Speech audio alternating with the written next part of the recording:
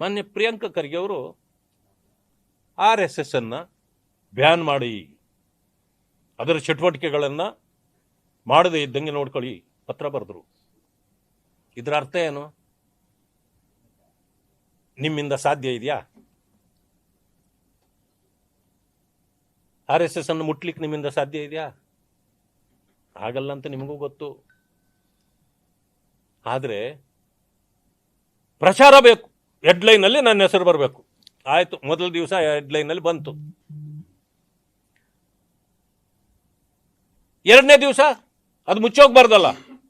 ನನ್ನ ಮೇಲೆ ಬೆದರಿಕೆ ಕರೆಗಳು ಬರ್ತಾ ಇವೆ, ನಾನು ಫೋನ್ ಆಫ್ ಮಾಡಿ ಇಟ್ಕೊಂಡಿದ್ದೀನಿ, ನಾನು ಹೆದರಿಕೆಗೆ ಬೆದರಿಕೆಗೆ ಜಗ್ಗೋದಿಲ್ಲ ಬಗ್ಗೋದಿಲ್ಲ. ಆಯ್ತಪ್ಪ, ಹೆದರಿಕೆಗೆ ಜಗ್ಗೋದಿಲ್ಲ ಬಗ್ಗೋದಿಲ್ಲ ಅಂತಂತಂದ್ರೆ ಇದನ್ನ ಯಾಕೆ ನೀವು ಪ್ರಶ್ನೆಳ್ತಾ ಇದ್ದೀರಿ? ಹೆದರಿಕೆ ನಿಮಗಿಲ್ಲ ಅಂತಂದ್ಮೇಲೆ ಅದರ ಬಗ್ಗೆ ಪ್ರಸ್ತಾಪನೆ ಬೇಕಿಲ್ಲಲ್ವಾ? ಹಾಗಿದ್ರೆ ಮನೆ ಮುಂದೆ ಪೊಲೀಸ್ ಭದ್ರತೆ ಯಾಕೆ ಹೆಚ್ಚು ಮಾಡ್ಕೊಂಡ್ರಿ? ಯಾವುದು ನಾಟಕ ಇದು?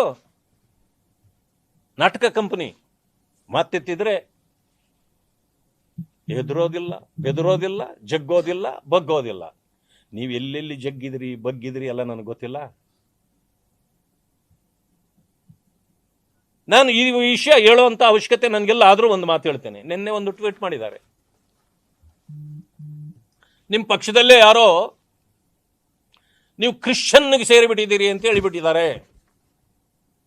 ಇದಕ್ಕೆ ಉತ್ತರ ಕೊಡಿ ಅಂತ. ಏನು ಉತ್ತರ ಕೊಡ್ಬೇಕು ನಿಮ್ಗಾನು? ನಾನು ಯಾವ ಜಾತಿ ಆಗಿದ್ರೆ ನಿಮ್ಗೆ ಏನಾಗ್ಬೇಕ್ರಿ? ಈ ದೇಶದಲ್ಲಿ ಹುಟ್ಟಿದವರು ಯಾರೋ ಒಂದು ಧರ್ಮದಲ್ಲೋ ಒಂದು ಜಾತಿಯಲ್ಲೋ ಹುಟ್ಟುತ್ತಾರೆ. ನಾನು ದಲಿತ ಅಲ್ಲ ಅಂತ ಆಗ್ತಾರೆ ಅವರು. ಆದರೆ ನಾನು ಹೇಳ್ತೇನೆ, ನೀವು ದಲಿತ ಅನ್ನೋದಕ್ಕೆ ಏನಾದರೂ ನಿಮ್ಮ ಮನೆಯಲ್ಲಿ ಒಂದು ಕುರುಹು ಹೇಳಿ. ನೀವು ದಲಿತ ಅನ್ನೋಕ್ಕೆ ಎಲ್ಲ ದಲಿತರನ್ನ ತುಳಿದು ಸಂಹಾರ ಮಾಡಿ ಆ ದಲಿತರ ಎಲ್ಲ ಅದನ್ನು ಹೊಡೆದು ನೀವು ಬಲಿತರು, ನೀವು ದಲಿತರು ಅಲ್ಲ. ನಿಮ್ಮ ಆಸ್ತಿಯನ್ನ ದಲಿತರ ಕಲ್ಯಾಣಕ್ಕೆ ಉಪಯೋಗಿಸಿದ್ರೆ ಕರ್ನಾಟಕದಲ್ಲಿ ದಲಿತರು ಎಲ್ಲರೂ ಕೂಡ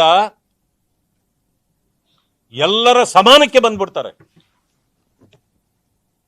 ಇವು ದಲಿತ ಹೆಸರಿನಲ್ಲಿ ಮಾಡಿರ್ತಕ್ಕಂಥ ಆಸ್ತಿಯನ್ನ ದಲಿತರ ಉದ್ಧಾರಕ್ಕೆ ಬಳಸಿದ್ದೇ ಆದ್ರೆ ಎಲ್ಲ ದಲಿತರು ಕೂಡ ಇವತ್ತು ಒಂದು ಅವರ ಜೀವನದಲ್ಲಿ ಒಂದು ಉತ್ತಮ ಭವಿಷ್ಯವನ್ನ ಕಂಡುಕೊಳ್ತಾರೆ ಅಂತ ನಾನು ಹೇಳಲ್ಲ.